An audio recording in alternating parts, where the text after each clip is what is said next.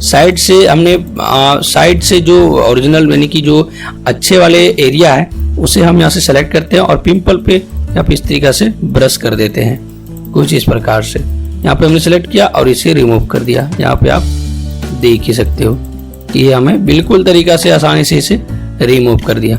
तो दोस्तों आज की इस वीडियो में मैं आपको बताऊंगा कि कैसे आप क्लोन स्टाम्प टूल्स का यूज कर सकते हो अपने फोटोशॉप में। जैसे कि यहाँ पे टूल्स बार में आप देख सकते हो, यहाँ पे एक ऑप्शन दिखेगा जिसका टूल्स का नाम है क्लोन स्टाम्प टूल।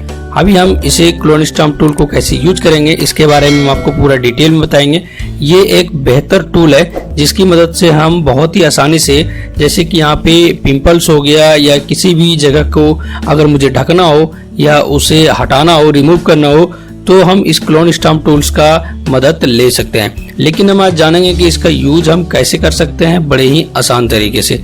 एग्जाम्पल में मैंने यहाँ पे एक फोटो लिया हुआ है जिसके फेस में बहुत ही सारे पिंपल्स है, ठीक है। तो हम इसे पिंपल्स को हटाने के बाद यहाँ पे जानेंगे कि एग्जाम्पल के तौर पे कि आखिर इसका यूज क्या होता है, ठीक है। हमने यहाँ पे क्लोन स्टाम्प टूल को यहाँ पे सेलेक्ट कर लिया है। सेलेक्ट करने के बाद यहाँ पे ब्रश मोड पे आपको सेलेक्ट कर लेना है, ठीक है।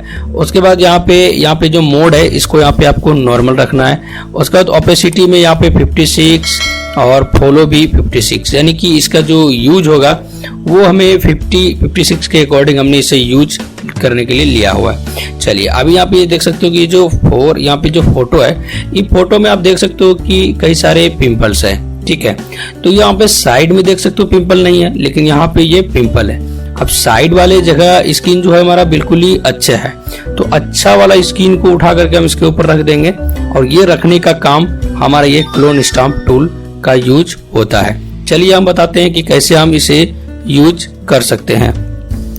यहाँ पे यूज करने के लिए यहाँ पे अल्ट को प्रेस करेंगे। जब आप क्लोन स्टाम्प टूल को इस तरीके से सेलेक्ट कर लेंगे तो यहाँ पर आपका जो है कि अगर आप अल्ट क्लिक करेंगे तो यहाँ पे अब आपका साइड में कोई भी जगह को आप सेलेक्ट करना चाहते हो तो यहाँ पे अब आप इसको क्लिक करें और अब आप अल्ट बटन को कीबोर्ड से हटा दें, यानी छोड़ दें उसे। अब यहाँ पे जो ये पार्ट है इस पे आपको क्लिक करना है। ये देख सकते हो काम हो रहा है। इसी प्रकार से मुझे 2-3 बार इस पे क्लिक करना है, कुछ इस प्रकार से देख सकते हो ये हमारा रिमूव हो गया। अब यहाँ पे साइड में भी यूज करते हैं। यहाँ पर आप देख सकते हो, यहाँ पे हमने इसे थोड़ा फास्ट यूज करके देख रहा हूँ तो इसीलिए आपको देखने में लग रहा है, ठीक है। तो कुछ इस प्रकार से ही आप इसे यूज कर सकते हो। जैसे कि हमने यहाँ पे साइड में क्लिक किया और इसे यहाँ पे रिमूव कर दिया, ठीक है। साइड से हमने साइड से जो ओरिजिनल यानी कि जो अच्छे वाले एरिया है उसे हम यहाँ से सेलेक्ट करते हैं और पिंपल पे यहाँ पे इस तरीका से ब्रश कर देते हैं कुछ इस प्रकार से। यहाँ पे हमने सेलेक्ट किया और इसे रिमूव कर दिया। यहाँ पे आप देख ही सकते हो कि ये हमें बिल्कुल तरीका से आसानी से इसे रिमूव कर दिया।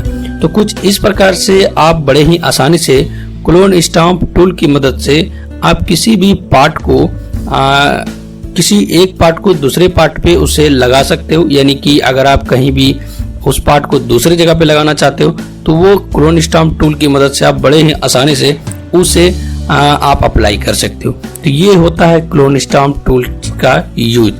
आई होप कि आप क्लोन स्टाम्प टूल्स को यूज करने का तरीका बहुत ही आसानी से समझ गए होंगे।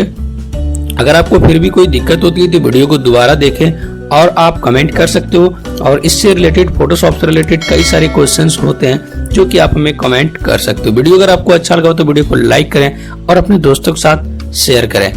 मैं मिलता हूँ एक नई वीडियो के साथ, तब तक के लिए जय हिंद, जय भारत।